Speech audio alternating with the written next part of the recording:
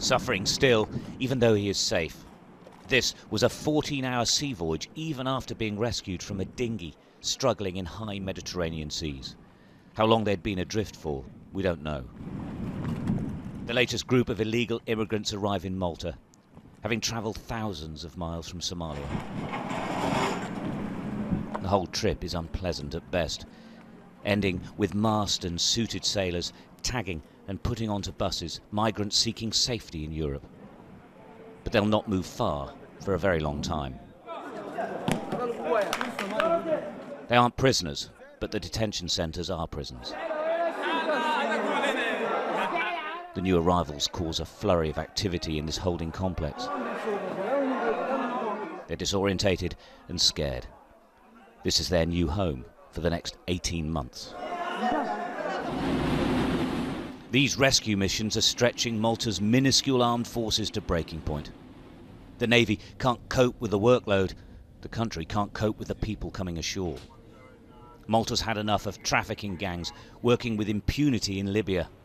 The Prime Minister wants a United Nations force to control the ports in Libya and is calling on Europe to do more. My feeling is that Europe is just playing for time.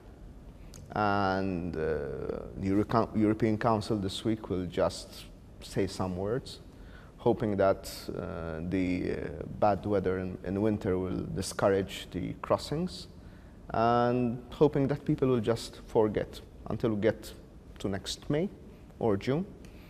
More people will start crossing, more people will die.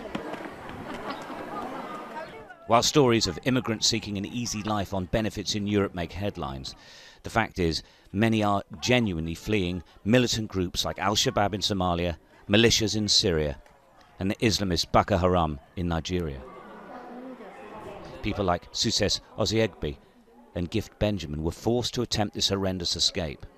They left because they had to. The situation is Boko Haram. So, as I am now, I'm the only surviving one in my family. I don't have parents. So I lost them in the sea and my younger ones. The actual numbers of migrants that make it to Malta is not as large as the numbers that make it to other countries. But there is a calculation based on the size of the island, the per capita income and its population. Basically, if you were to take the equivalent numbers of migrants arriving in Great Britain or France, it would be the same as 2 million people just suddenly arriving from nowhere. 1 million in Germany. That is why this tiny country is saying it simply can't continue to act without more help from the international community. Politically, European governments may not like the immigration issue, but when over 270,000 people claimed asylum in Europe last year alone, it has to be dealt with. And stopping people getting on those deadly boats would be a good start. Stuart Ramsey, Sky News, Malta.